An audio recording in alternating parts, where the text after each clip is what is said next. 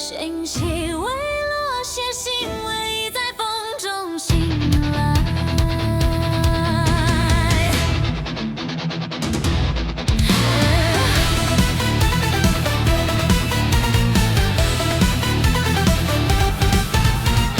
粉色长发在后光中飞扬，分家迎着尚未冷却的天，他握紧长枪，枪锋笔直，想要把这片战场一口气断穿。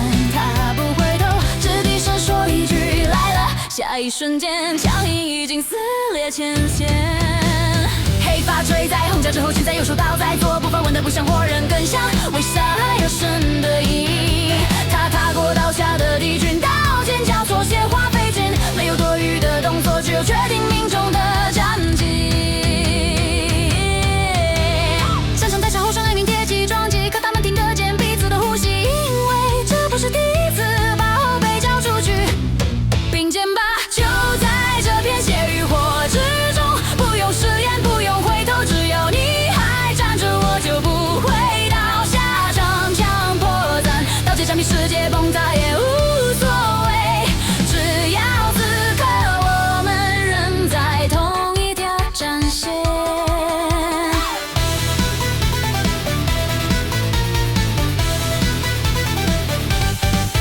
分家染浓血不是他的血，他全身突刺横扫，长枪在空中画出一道不退的弧线。他全溃散，他却不追，只想侧边一步，因为他知道那个位置永远有人替他守着。红甲女子低声冲锋，剑挡刀斩，动作快得像本能，血溅上脸，他却只是眨了下眼。左边你去转错的提醒，下一秒长枪从他肩膀掠过，敌人倒下，连站脚都来不及。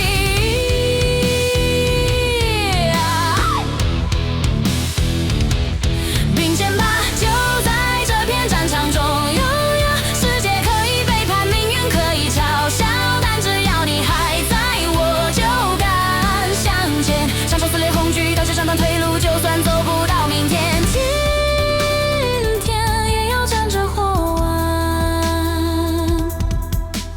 山西到夏，天色被嫣然黑，他们的呼吸越来越重，却没有人说退。